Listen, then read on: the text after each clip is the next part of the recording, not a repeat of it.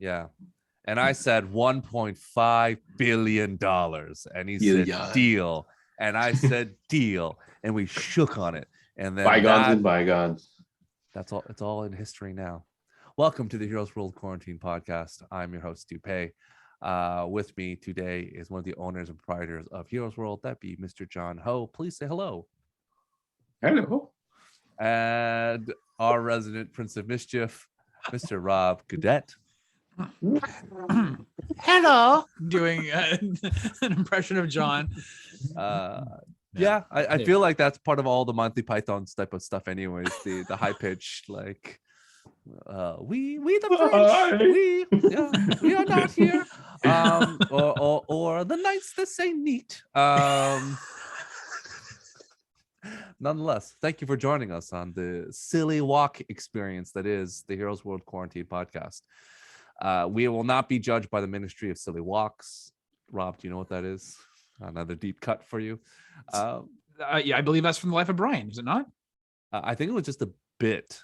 Oh, maybe. I think that if fun fact, if you go to the Firkins and all the ones, you can see them the in front. They have a picture of a British man walking really funny with the legs pucked up, and that is pretty much Monty Python. Right. All of it. But that was from the. You're right. I think it's from the original TV series. Yeah, it is.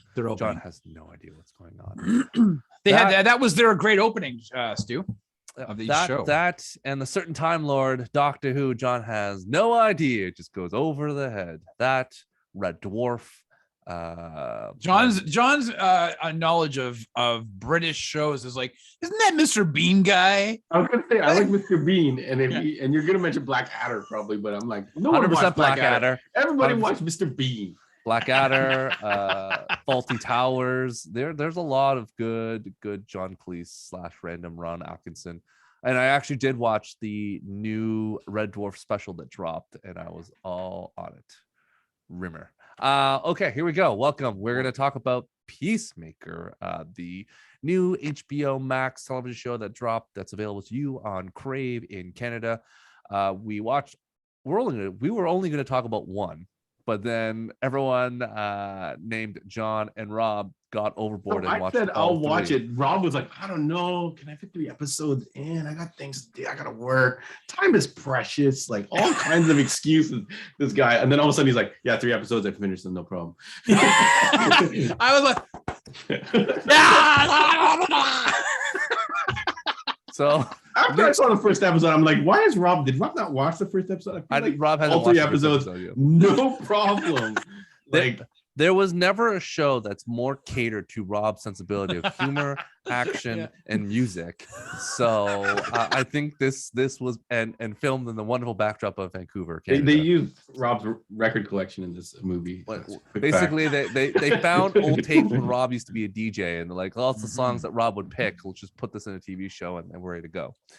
So, all right, we're going to go into talking about the show without spoilers because we're going to go into full spoilers momentarily. But John, this is a property that has come off of the Snyder universe because, again, this is part of the old history, pre-Flashpoint stuff that's coming. This property has come off of Suicide Squad, then The Suicide Squad, and Peacemaker was part of that continuity. The first episode actually shows some clips from that movie universe. And Suicide Squad is tied to Snyder because it had the Ben Affleck. That is correct. Cameo, so it is all part of that universe. And then with that, and Jared Leto is the Joker who's in it as well. So it is part of the Snyderverse.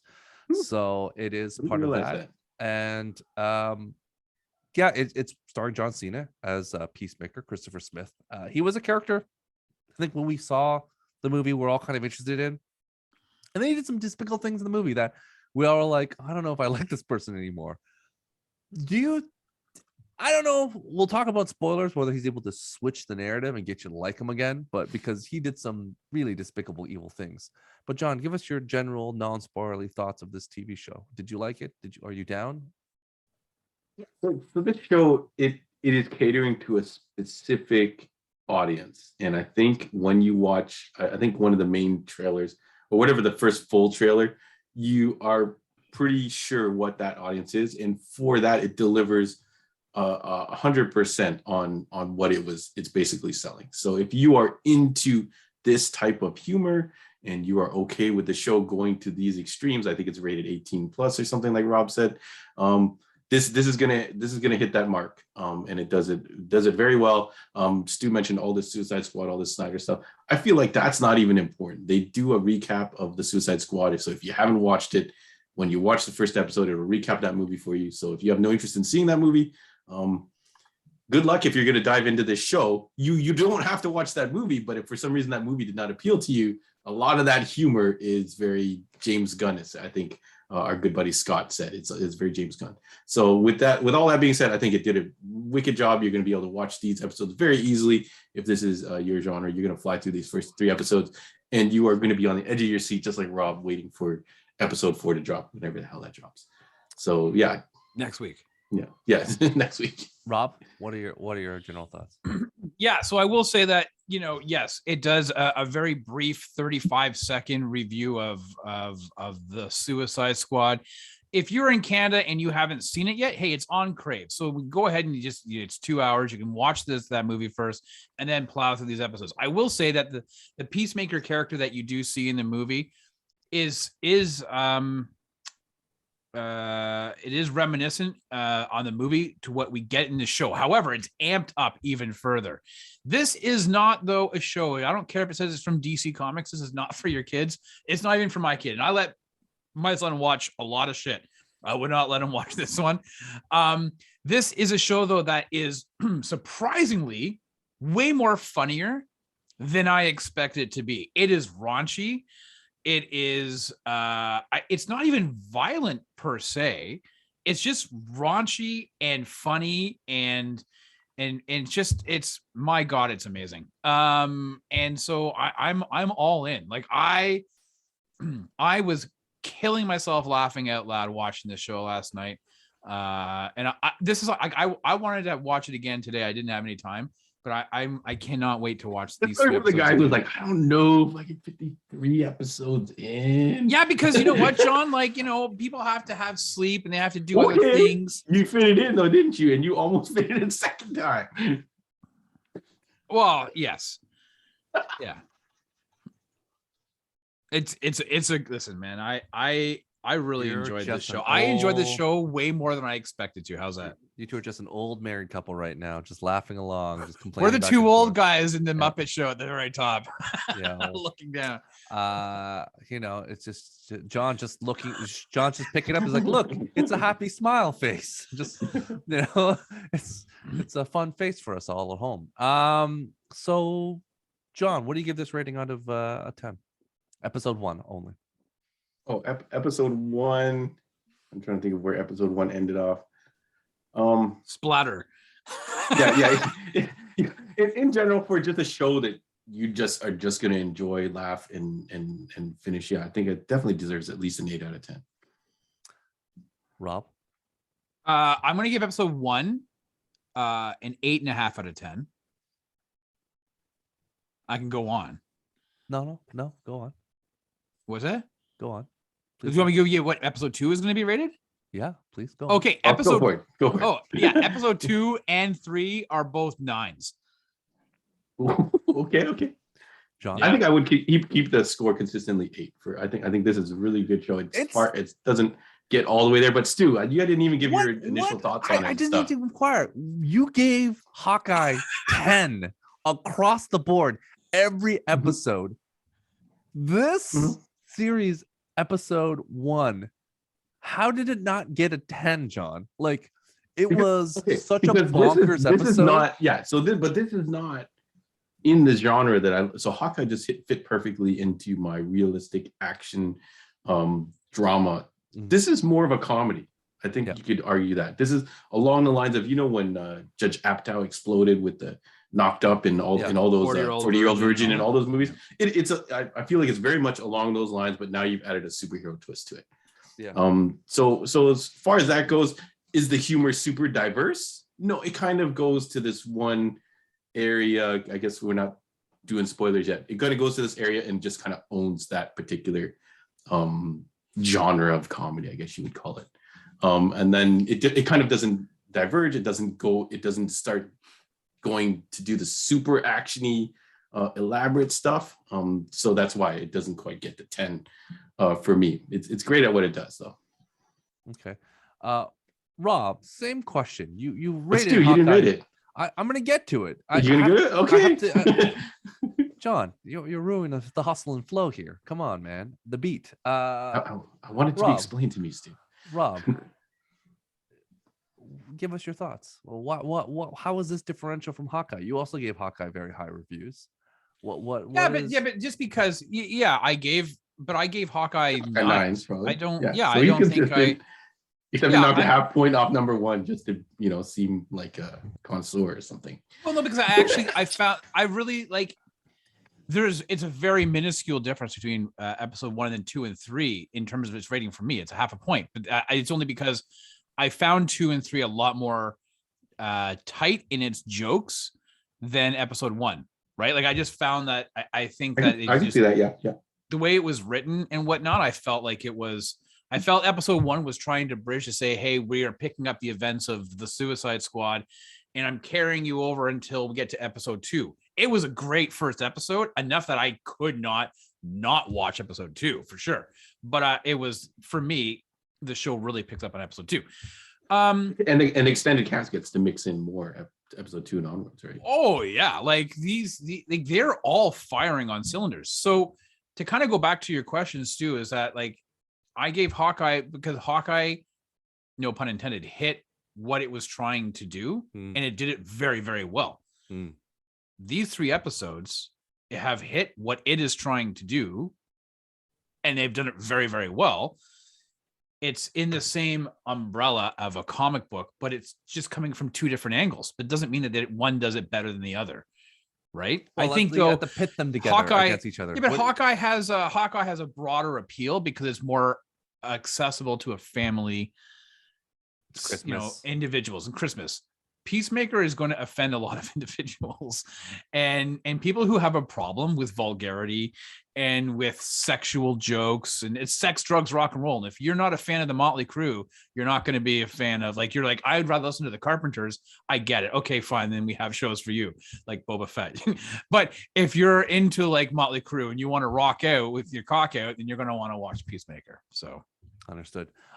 Just for reference, John, and I'll let Rob enjoy that. Let's just simmer. Rotten Tomato score, the actual, a lot of the critics, we are not claiming to be any of those critics, gave it a good score of 94 on Rotten Tomatoes and an average audience score of 86. So IMDb got it IMDb rating of 8.4. So this show is kind of hitting and resonating with a lot of people right now. People are clearly enjoying the action. We talked before on our brief review of Naomi that it was trying something different, and this is also trying something different, but still feels very comic booky, still superhero, because just frankly, John Cena wearing the helmet is just like you have no choice but to be like, yeah, this is a superhero. So it is very much what people were hoping for in a series that's completely different than Marvel. It is interesting that they continue on this Elseworld path, because I continue to imagine they're going to do more shows and TVs and movies that are not connected, and I'm fine with that. I don't need to watch everything. It also gives me a wonderful excuse to skip stuff, to be like, you know what, it's great, I don't have to watch this stuff. The Marvel stuff, I'm gonna probably have to watch everything just to really drive home the fact that I know what's going on. Just so you don't lose track of what's happening. That's why. Yeah, it's unfortunate that I probably won't see John Cena show up in the Arrowverse with Constantine and just two hanging out, performing dastardly deeds together. But it is what it is. John, you asked. You rated out of 10, dude. I did. I'm going to there. I would give episode 1 a solid 8. I would give episode 2 8.5, and I also give episode 3 8.5. I think there are good comedic beats in it, and the second, I think the introduction of my favorite character in the entire show is Vigilante. He's I laugh every time he does anything, which is why basically I give a 0.5, 2 episodes each one, because he's just so good. And it just makes me laugh every time he talks and just does stuff. Like it's hilarious. So he's better than John Cena in so many different ways, but we'll get to that momentarily. Let's go on the full spoilers because we might as well go into it. So let's, for those who haven't seen it, thank you for watching. For those who have, let's continue our journey, talk about this show. John, talk to us. What spoilers? What's your favorite thing about this show so far? It's that it's outrageously going to that one division of comedy, which is I guess I don't know if you would just classify it as dick jokes or what, or like frat boy humor, or vulgar humor. It's going to that extreme in it, and it's just going for it. It's going full out. The vigilante is basically like a Deadpoolish type character, and they're able to throw in all these funny things. Like I was so very surprised by some of the things that come up in this episode or in the episodes, like how far they went. I was like, wow, how far does this 18 plus umbrella cover? Because we get to see a lot in all these episodes. So I was that's why I asked Rob, like, are you watching this with your son? Because I was going to give him a heads up on episode 1. I'm like, you're going to have some explaining and then subsequent episodes. There's a lot of stuff going on, but for just a show you can turn on and watch, it works. You're gonna laugh. You're gonna have a good time. You're gonna forget about whatever is due the next week, or all the things that you might have on the horizon. I will say that they did play that snippet of the Suicide Squad, and even though they reference events of it happening, I feel like it didn't really connect for me. So like the Peacemaker didn't seem to act the exact same way. He seemed much more powerful in the movie and like competent at doing things, but maybe that's because he is now broken because of his injury and the things he went through and all kinds of stuff like that. But I think Rob's right. Like when episode 2 hits and you get to see the rest of the cast in the mix, they really work. And they've kind of just taken some of the characters came over from the movie.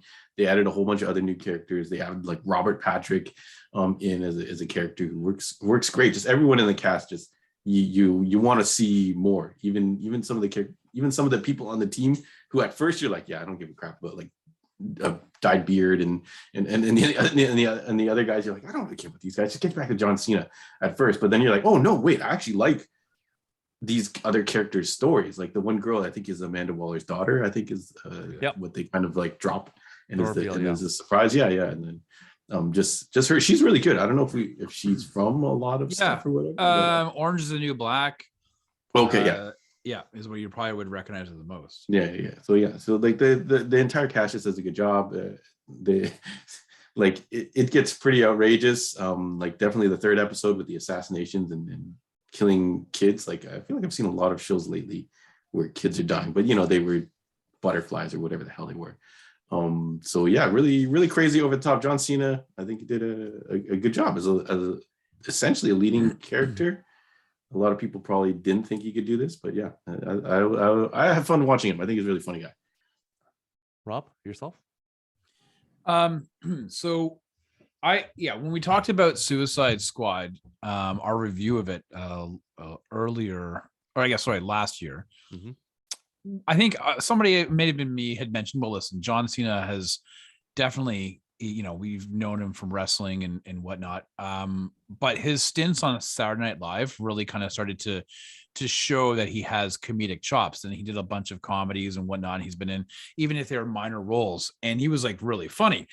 And then you saw him in Suicide Squad, and he was like a very proto Captain America with a very bent view of righteousness, and didn't take himself overly seriously. And then in this episode, he dials it up to the nth degree. Like he's really nailing this character, or his portrayal of Peacemaker, much more than he had the ability to maybe even in the movie, just because you have a lot of other moving pieces.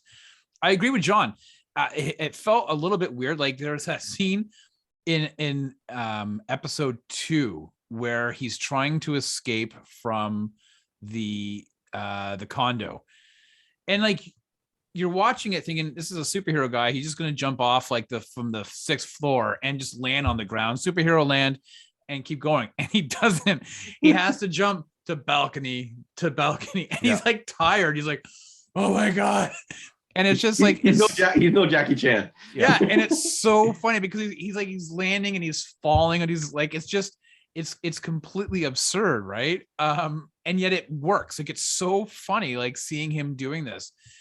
You see him in his tidy whities, you know, in episode 1, singing out to a song using this girl's magic wand as a microphone stand-in.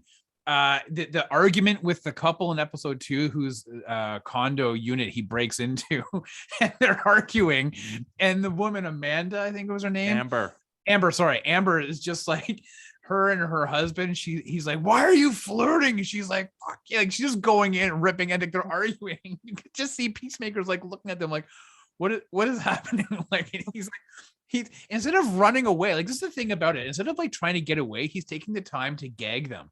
Like, it's just, the place is being surrounded by cops, and he's like trying to take the time to gag them as opposed to like just getting the hell out of there. Like, there are moments like that where it's just, it leans into the absurdity of the character in that he's not really functional up here, right? But it's so funny. All those other characters, Steve Agee is hilarious in his returning role. Even Jen Holland, who plays Harcourt, is like way more, like, you get a lot more. These guys were just like the men in the chair in the Suicide Squad, and now they're in the field and they're like really interactive. You actually start to have a connection to these characters. Like, it just, I was just honestly surprised at how fleshed out. Like, I really think James Gunn said to DC while he was doing the Suicide Squad, listen, I got an idea. I want to go balls to the wall. And I think Warner Brothers said, yeah, go for it. Like, have at her. And there's no notes, like, there's no restraint. Like, there is no restraint in this. And it is full James Gunn doing what he, you know, you see that moment of brilliance in Guardians and his humor and on how he does it. But this is full on display. Like, that's, you know, you get Eddie Murphy in Delirious, but this is, you know, this is Eddie Murphy Delirious. This is not Eddie Murphy in, you know, The Nutty Professor. Do you know what I'm saying? So I'm all aboard on what he is doing. It's beautifully crafted. Yeah, it's really funny. Can you give us a couple jokes from Eddie Murphy Delirious versus Nutty Professor so people can know the difference? I'm doing faces so they can't remember going back to look at this and be like, "Did you agree with this?" I'm like, you can't see my face. I'm so like the absurdity of that joke, though, but it's hilarious. I died laughing. It was like, hey, and I'm just like, and I was hoping someone would pick it up as I'm doing these facial tics in the background. I was looking at my camera. I wasn't looking at you, Steve. I feel like who plays the cop? Any chance? Sophia? Yeah. The guy is Lachlan Monroe, like a staple of old school Canadian Yeah, TV. and then the other girl was really funny too as well. It's like, can we talk about your fork? Yeah, can we talk about the intro, the music intro? Like, were you expecting that, Rob? Because John was hyping it up. He's like, the intro. I'm like, John, shut up, man. Like, just let people discover it on their own. Rob, talk to me about the intro, because John lost his opportunity. Well, it's an interesting, right? Because everybody kept saying online, oh my God, the intro, it's the best intro. Like, people are like, wow, the intro for Peacemaker. And I was like, okay, I don't know what it is. What like, so when I see it, it's a dance number.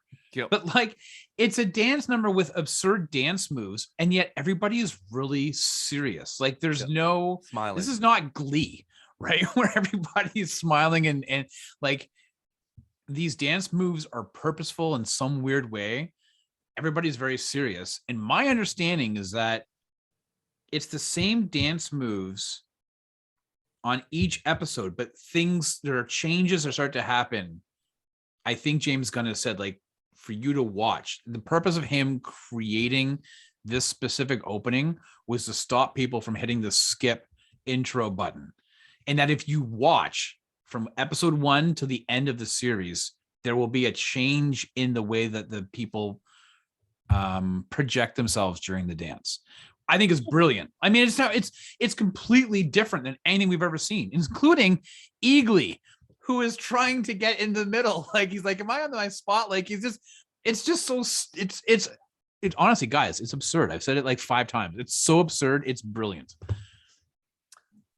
Easter egg. I actually didn't notice the intros were different each one. I did notice the little cutscenes at the end of each episode, which I feel like nobody watched because it automatically plays the next episode. But yeah, it was just a lot of fun, like seeing those actors and actresses do the weird dances, especially on the first episode where you don't know who any of these characters are, and you're just like, what the F is going on? Right.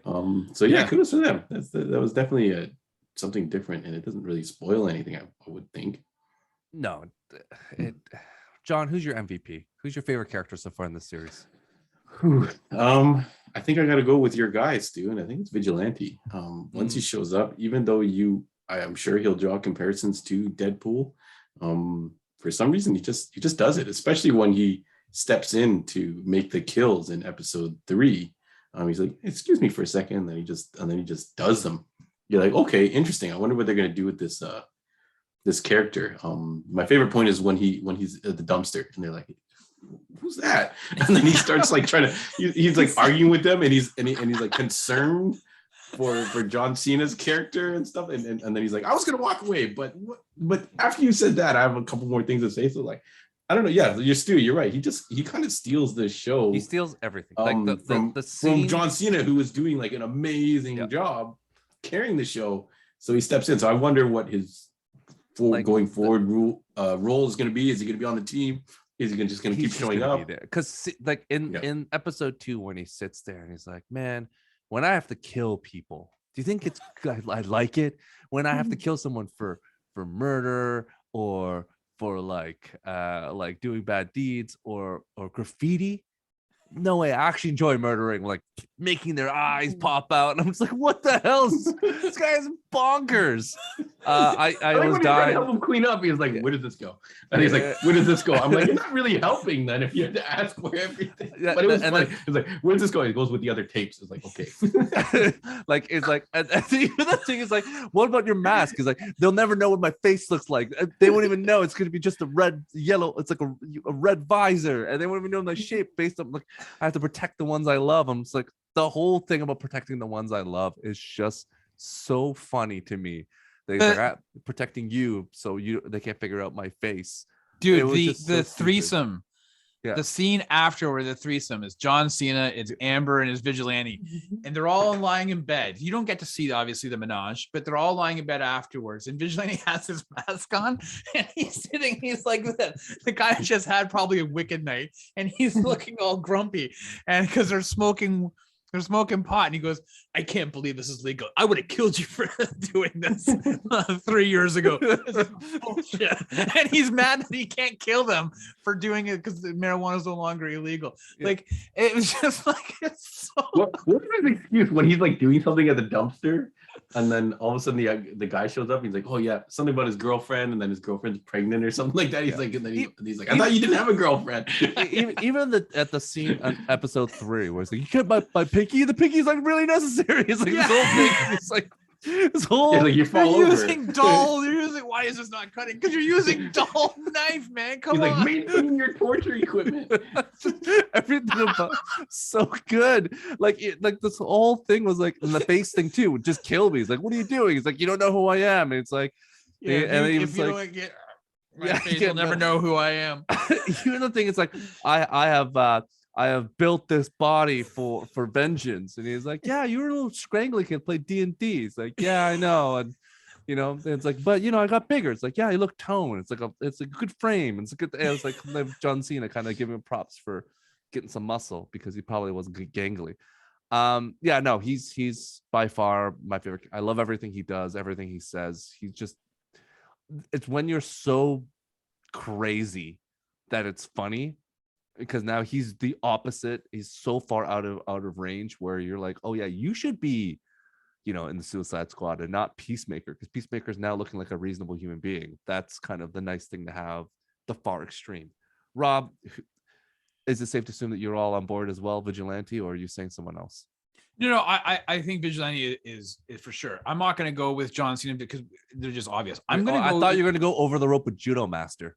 Well, he was quite awesome. It was hilarious. But I think like Steve Agee, who plays Economos. He's like the computer guy. Yeah, the computer or whatever. guy in the chair. The guy in the chair. The guy in the chair who's like, he's got the gangly beard that John Cena, Peacemaker, keeps saying it's dye beard, or beard dye or whatever. And he's like, it's not. And he's like, and this guy drops a number of F-bombs. But it's like, the boss is Mern, Clemson Mern. So the boss says, hey, that car that is tied to Peacemaker, can you forge it on the computer to make it look like it goes to somebody else? He goes, yeah, I can do that. No problem. I'm the guy. Laptop goes up, And then he goes, all right. And he goes, all the records are done. Fingerprints won't lead back to him. He goes, oh, really? Who will it lead to? He goes, you'll love this. And then you realize the cops show up at Peacemaker's dad's house. And the boss is like, out of everybody in the entire world that you could have pinned that to. And he goes, what did you want me to do? I didn't have that much time. Like, it was just, and he has no abilities. He's not physical. Like when he drives the cube van, which weirdly enough, I don't know if you guys noticed this, when they were all in the cube van, it looked like it was an 18-footer. Yep. But they're just a small little cube van. And he drives and he knocks out Judo Master and he's walking up, he's using the crowbar.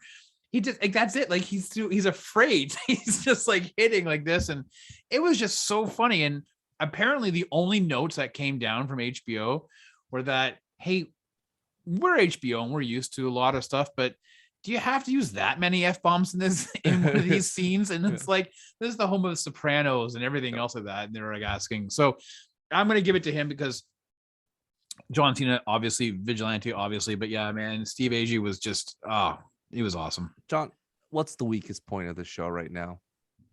Weakest point. I'm trying to think.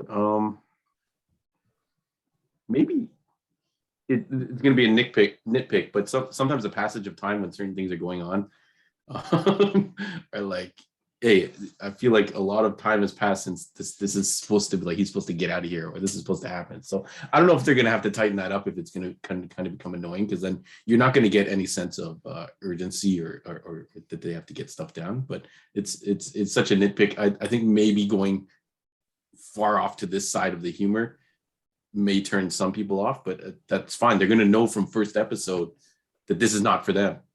So if you stuck through 3 episodes hoping it was going to change or turn around or mature, then you're going to be sadly mistaken, I assume, for the rest of the series. So yeah, I can't think of anything else that I would just take out or change.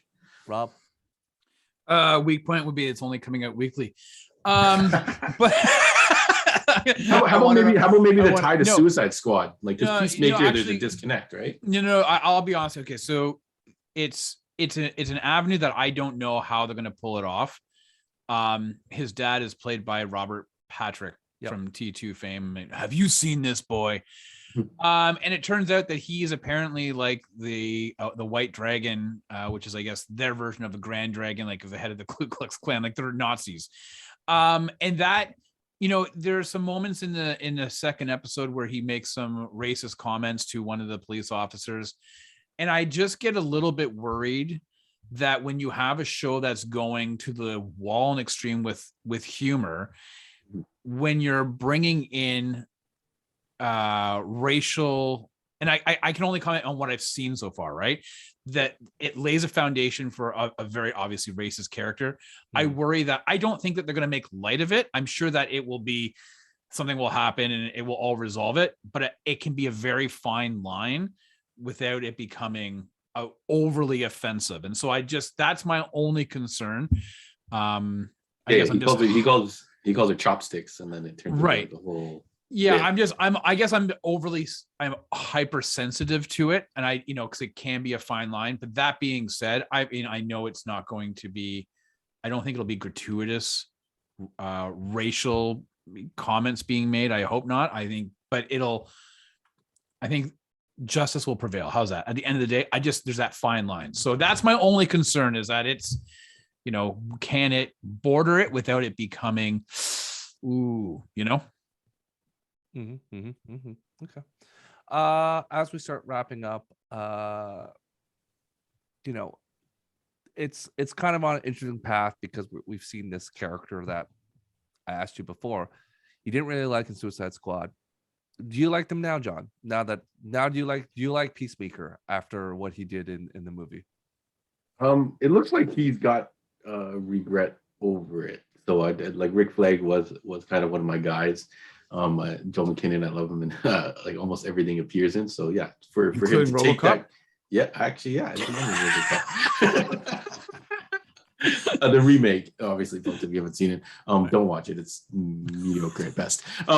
So yeah, but I think he's dealing with those repercussions in the show, and it looks like it's going to be a key element. So I think they are trying to flip this character. But like I said, I feel like for some reason, for me, it doesn't connect the Suicide Squad at all right now. Amanda Waller's in it. You mean tone-wise, right? Yeah. Like just it doesn't feel like that. Like I don't keep thinking of Suicide Squad as I'm watching this. Only when they make the slight reference, I'm like, oh yeah, I remember that happened. But I don't feel like it's not. I feel like I'm not watching the extension of the Suicide Squad movie right now. Is that a bad thing though? No, I think it's good. I think people that maybe didn't like that movie, and are interested in this character or John Cena's humor, or the humor that they see in this, I think they'll be able to enjoy this and not have to have seen it or been super keen on it. But I actually hope though that people watch this be like, oh, maybe my recollection of the Suicide Squad is different. Like maybe I would actually hope they actually go back and watch it. Mm-hmm. Rob, same question to you. Do you, in terms of John Cena Peacemaker, where are you at in terms of that? Yeah, I think, listen,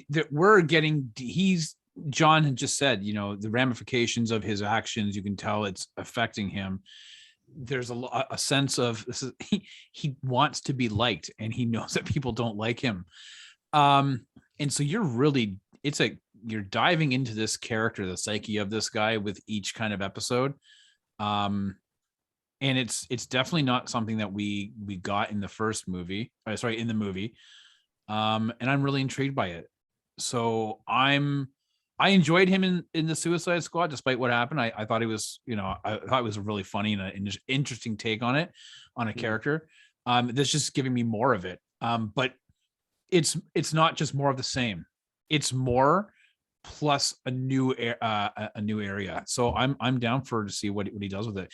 I will say, like, the one thing I kept thinking about is Dave Bautista, and I'm paraphrasing here, but he made a comment a number of years ago about, like, he has studied acting. He is a master of his craft, whereas he felt like John Cena and The Rock were more just movie stars. They weren't actors. And I actually wondered when I was watching, I think episode 2 or 3, I was like, I wonder if Dave Bautista is watching this and is like, you know what?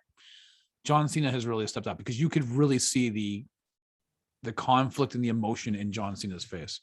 I think it's getting there, but I think this character is still very much John Cena. So it's one of those things where it's kind of like not a huge fan in Fast Nines, dude. Yeah, like Vince Vaughn being Vince Vaughn. It's like he's not doing anything different. Or Ricky Gervais being Ricky Gervais. Mm-hmm. Like I think the nuance is there in terms of acting, but I think he hasn't embodied a new character. Dave Bautista, who thinks as he's an actor, has done it in Drax and in Blade Runner, and also, and he is becoming a new person, a new being. So maybe he is the Daniel Day-Lewis of wrestler actors. Method actor. Character method, and The Rock is not that character. But again, let Dave Bautista, he's on his own weird track. But I think John Cena has a lot to carry. I think we can juxtapose this with Book of Boba Fett. When you have a good actor, it helps. In a helmet. You can help. It helps. You can carry the load and help. Right. And when you have a bad one, it really, you rely on the ensemble to lift. So he is doing some of the heavy lifting in terms of the character, because his interactions with the rest of the ed ops team is good, and then Vigilante as well. So I'm excited to see what happens.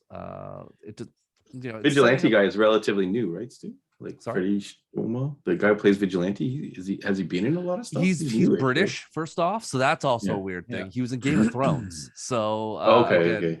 he was but I think his character, he was recast. So I think he was Tully's brother in one episode, and then the guy from the bigger guy from that we saw in the Umbrella Academy took his role over in the next subsequent season of Game of Thrones. So he became the larger Tully. So Samuel Tully's brother. So he has been in a lot of British things. Yeah. So and he's part of Harry Potter and a bunch of other stuff. Like I think Bridgerton. Yeah. I will say though, Bridgerton. Yeah, right. Yeah. Yeah. Oh, I he's will Prince say, though, Frederick. Right. He was actually really good in that. Yes. I will say though, this is probably one of the best cold opens of a pilot episode. Like, you know, that scene where Peacemaker is discharged from the hospital. He's talking to the janitor before the credits. Like that cold open, super funny. Like if you watch that 4-minute cold open, that's going to give you like the momentum to either say I'm committed to watching this or I'm out. Like that 4 minutes will you'll be able to know, right? You'll know. Yeah, I think this guy was also in 13 Hours with John Krasinski. So the Secret Soldiers of Benghazi. So he's been in things. So yeah, he just John, he was in Pitch Perfect. So I'm sure you'll one. Pitch Perfect one. Pitch Perfect one. And Bridgerton, right. I'm man. I'm just looking forward to the new adventures of Vigilante going forward. So that's really what I want. the spin-off show. The spin-off show. You get a DC solo series. I just want him and Booster Gold to hang out and just do adventures together, but that's just me. All right, we're gonna wrap things up. John, where can they, needless to say, we're all excited to see more episodes, more so than safe to assume the Book of Boba Fett. Do you think they would have been okay dropping just one episode for this? Yeah, I think they would have been. Yeah, I think they would have been too. They could. Yeah, hit it with Three a splash was and stretched. 3 was an overkill, but man, oh man, the buzz they got, because they're trying. I think really before we jump, HBO Max is trying to get subs. So you get 3 good episodes, and people are like buzzing to like, it's really well reviewed. I think when they saw the reviews were so well received, they're like, crap, let's drop this 3 down, just like what Amazon does. Get people to sub into the service, get people to watch it, because there's now only 5 weeks left.